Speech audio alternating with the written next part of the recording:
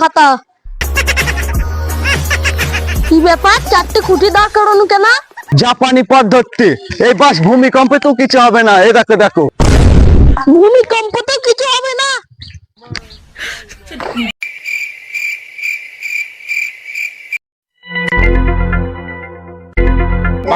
ও মিস্ত্রিটা সেই ডিজাইন বানিয়েছে তো, এই মিস্ত্রিটা দিয়ে কাজটা করতে হবে।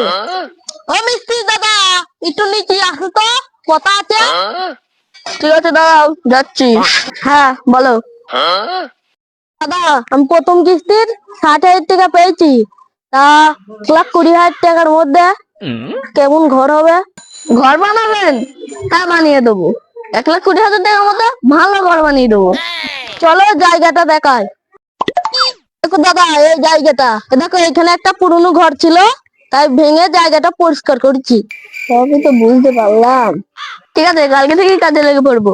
একটা খাতা পেন নিয়ে আসো, যা যা লাগবে সব লিখে দিচ্ছি। খাতা ঠিক আছে আমি লিখে দিচ্ছি। এই না এই মালগুলো কালকে সব নিয়ে আসবে। কি ব্যাপার? বাস, টিন, পেরেক, মাটি এইসব লিখেছি কেন? ইট, বালি, সিমেন্ট এইগুলো তো লাগবে না?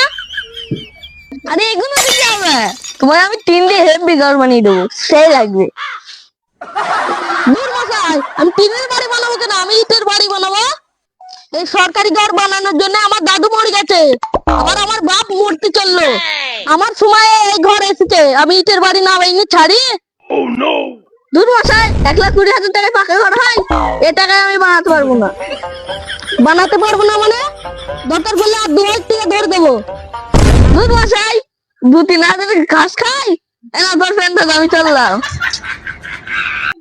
কি ব্যাপার মশাই, 60,000 টাকাও কেউ ঘর বানিয়ে দিচ্ছে না?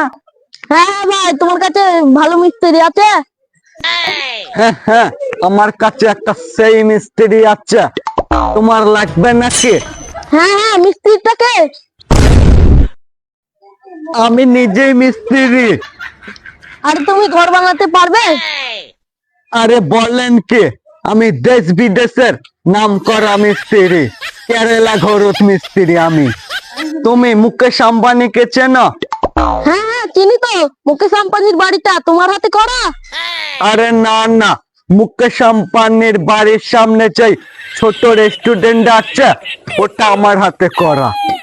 আর কি কি করেছো? শাহরুখ খানের গ্যালাক্সি ঘর চেনো? হ্যাঁ দেখেছি দেখেছি, ওটা কি তোমার হাতে করা নাকি? আরে না না, ওই ঘরের সামনে একটা জিম ঘর আছে নাই?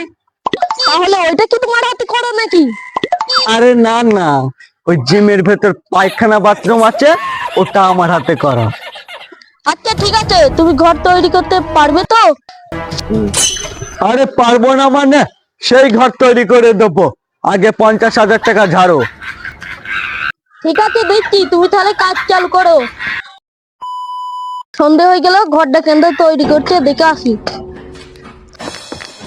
এই তো কলম 4টে খাড়া হয়ে গেল, এরপরে এর উপর ঢালাই দিয়ে দেব, কাজ কমপ্লিট। কি ব্যাপার 4টে খুঁটি দাঁড় করানো কেন? মিস্ত্রি কি হচ্ছে এটা? হ্যাঁ হ্যাঁ, কাজ কমপ্লিট, উপর দিয়ে এবার ঢালাই দিয়ে দেব, তাহলেই হয়ে যাবে। খুঁটির ওপর দিয়ে ঢালাই দিয়ে দেবে? কেমন ঘর হবে? কি হবে মানে, জাপানি পদ্ধতি। এই বাস ভূমিকম্পে তো কিছু হবে না। এই দেখো দেখো। ভূমিকম্প তো কিছু হবে না? কি হলো এটা দাদা? আরে আমি তো ভূমিকম্পের গ্যারান্টি দিচ্ছিলাম, ঠেলা মারাতে দিইনি।